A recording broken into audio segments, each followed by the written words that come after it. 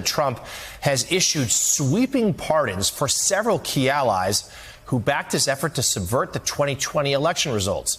That's according to the president's so-called clemency czar, Justice Department pardon attorney Ed Martin, who released a list on social media late last night that includes the names of 77 people who received pardons. They include Rudy Giuliani, Mark Meadows, John Eastman, Kenneth Chesebro, Boris Epstein, and Sidney Powell, among others. Now, Politico points out that the pardons are largely symbolic because none of those identified were charged with any federal crimes. Additionally, the document posted online is also undated, so it's not clear exactly when President Trump signed it. The pardon language explicitly states it does not apply to Trump himself.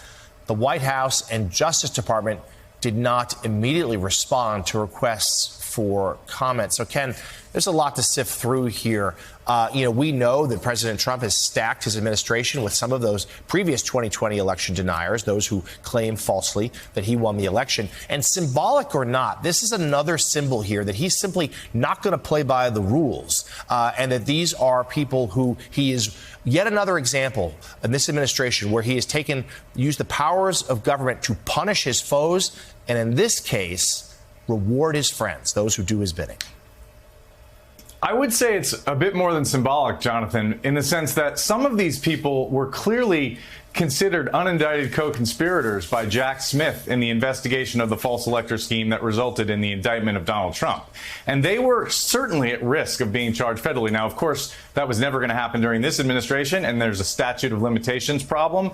But often there are ways to get around statutes of limitations. And so some of these people had some real risk of being charged criminally in the false elector scheme if a Democrat or someone who's not like-minded with Donald Trump becomes the next president and controls the Justice Department. So this is a big deal, and it's just a continuation of what is happening within the Trump administration in terms of pardoning people who've committed very serious offenses, in this case haven't been charged with offenses but are believed by many people to have engaged in misconduct. And just it's about the political whims of Donald Trump. It's about who he likes and who he wants to help.